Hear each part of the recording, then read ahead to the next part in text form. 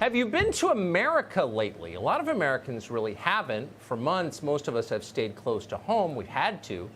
So the next time you get on a plane and visit a couple of American cities, you may be surprised, especially if you remember those cities well from before the pandemic. An awful lot has changed in a short time. Many stores and restaurants are closed. You expect that. Churches are locked on Sunday morning. That's weird. The streets seem empty except for the parks, which are full of the homeless. When you do see people, they tend to be wearing masks and they won't get close to you. It's a very strange experience. The country has changed a lot. The culture has changed a lot, and really not for the better. So the question is, how long will this last? How long do we have to endure this? When do we get our country back? When can we live like we used to live back in February? That question is too rarely asked, and in fact, asking it is actively discouraged. At first, you'll remember the authorities told us we could resume our lives when hospital admissions tapered off, when we flattened the curve. The curve stayed flat. In most places, it never bent. So we got a new benchmark for when we can get back to normal, when we get a vaccine. Everything will be fine once we can vaccinate against COVID-19. Many in authority told us that. They're still telling us that. The state of Virginia has announced that when a vaccine finally does arrive, it will be mandatory. Not all vaccines. Virginia will not require vaccines for hepatitis or HIV. They won't require a vaccine for meningitis either, despite the fact that meningitis kills a lot more, say, college students than coronavirus does. But once we get a corona vaccine, they're telling us, all will be well. But now they've changed that. Not true anymore. According to a new announcement from the World Health Organization, a vaccine, even if we get one, will not be the end of all of this. It will never end. You can get your injection, they'll make you get it, but you'll still be under arrest. The World Health Organization says that finding a vaccine is not the goal. Reordering society is the goal. Quote, we cannot go back to the way things were. That's a direct quote from the leader of the World Health Organization, Dr. Tedros, who, by the way, is not really a doctor. Because COVID-19 is not a public health crisis, really, or even a mere virus. According to Tedros, COVID-19 is, in fact, and this may surprise you, COVID-19 is really about global warming. As he puts it, quote, the COVID-19 pandemic has given new impetus to the need to accelerate efforts to respond to climate change. I bet you didn't see that coming. Bill Gates did. He agrees with that wholeheartedly. Earlier this month, Gates posted an essay to his personal website, which you probably haven't seen, arguing that the lesson of the corona pandemic is that the rest of us will have to sacrifice even more to save the Earth from warming. Now, for people who are not billionaire global influencers, this is all pretty confusing. Quick, what does the coronavirus have to do with climate change? Well, for one thing, China caused both of them. That's the obvious link. But that is definitely not the point Dr. Tedros and Bill Gates are making. Both of them bow before China. They would never meaningfully criticize the Chinese government. So you can be assured that's not the connection they're drawing. No. For Dr. Tedros and Bill Gates, pandemic and climate change share a very different connection. Both are useful pretexts for mass social control. Both are essentially unsolvable crises they can harness to bypass democracy and force powerless populations to obey their commands. Now it makes sense.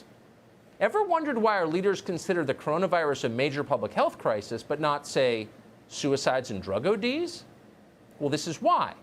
When a 26-year-old mother in New Hampshire drops dead from fentanyl, Bill Gates and Dr. Tedros don't get more powerful. Her death is useless to them.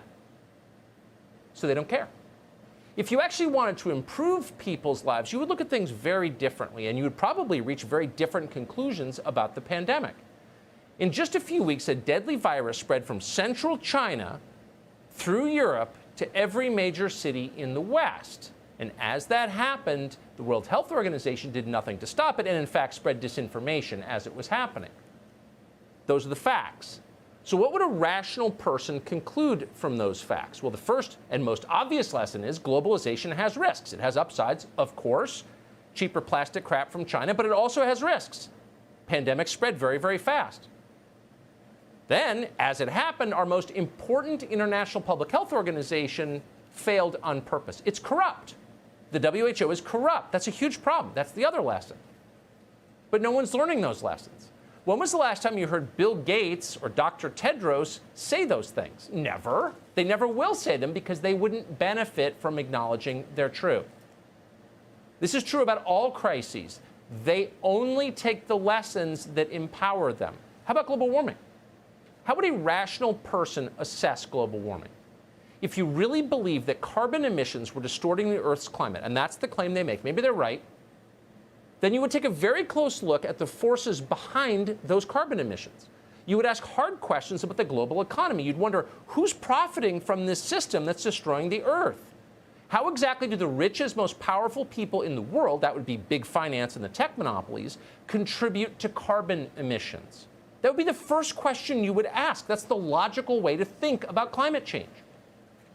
And if you began to think that way, you might wind up concluding that people like, I don't know, Michael Bloomberg were in fact climate criminals. Their private jets alone produce more carbon emissions a year than entire African villages do, not to mention more than your neighborhood does, a lot more.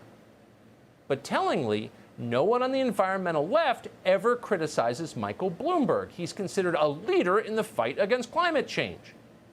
On the basis of the numbers, that is ludicrous, but they say it with a straight face and demand you believe it. Part of this is human nature. All of us tend to place ourselves at the center, in the heroic center of our own narratives. And that's particularly true of rich people who tend toward the narcissistic. But in this case, they are evading responsibility. They are profiting directly from a system they claim is unacceptable, but it's not their fault somehow. You know whose fault it is? Oh, it's your fault. You're the one who's doing it. You're the one who's killing humanity. You're the one who must change. You've got too many kids. You drive a pickup truck. You forgot to wear your little mask. You're going to hell.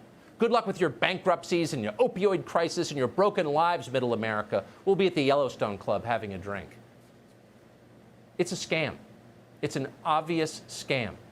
Here's another data point for you that you won't see on television. Less than a month ago, on July 31st, the CDC, Centers for Disease Control in Atlanta, our primary public health organization, funded by the federal government, released guidelines to state health departments about patients infected with the coronavirus. How do you track the spread of this disease? In a footnote in the release, the CDC acknowledged that researchers lack evidence that, quote, masks offer any protection against coronavirus, any, at all.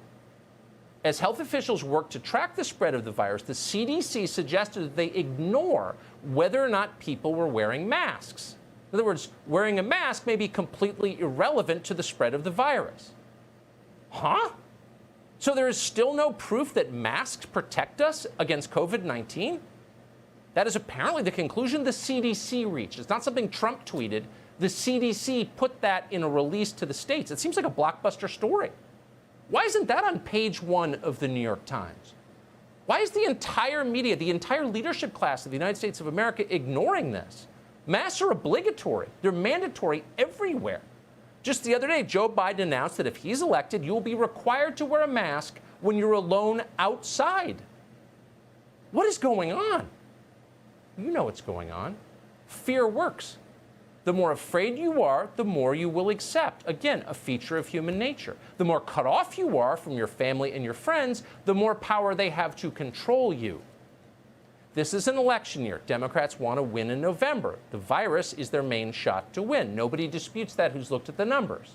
They're using fear of the coronavirus to achieve that. For example, polling places. They would like to close more of them. Why? To force a vote by mail. Why? Because vote by mail is more easy to manipulate. The latest coronavirus relief bill the Democrats are pushing would bring ballot harvesting to every state. What does that have to do with defeating the virus? Nothing. It's not science, it's politics. But here's the key thing to remember. All of us are assuming, and on the right, it is gospel. This will end if Joe Biden wins. On Inauguration Day, no more lockdowns. Yeah, don't bet on it. This isn't ending.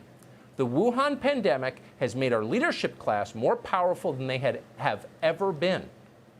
Why would they relinquish that? The only politician in America who has ever given up power voluntarily is George Washington, and they're toppling his statues.